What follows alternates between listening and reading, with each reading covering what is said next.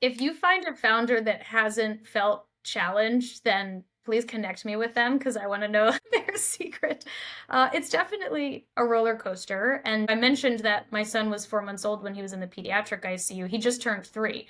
And so when I founded the company, he was 2. It's really hard to be a founder with little kids. I have an older son too, who's 7. And I meet a lot of founders whose kids are grown or who don't have kids yet. I think it's a weird time in my life to have chosen to kind of just dive in head first and dedicate a lot of my time, most of my time to this idea and this business. So it's definitely a challenge. I mean, it helps that our mission is to help kids, right? I mean, how could I not be driven by that? But I think for me, the idea of being a founder kind of happened by accident.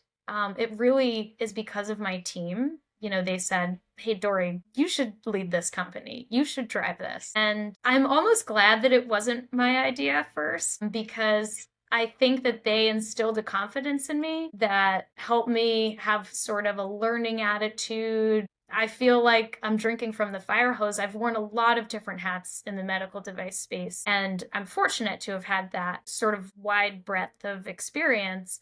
But it's my first time as a founder, first time as a CEO, first time in a fundraising role. I've done it in nonprofits, but that's very different.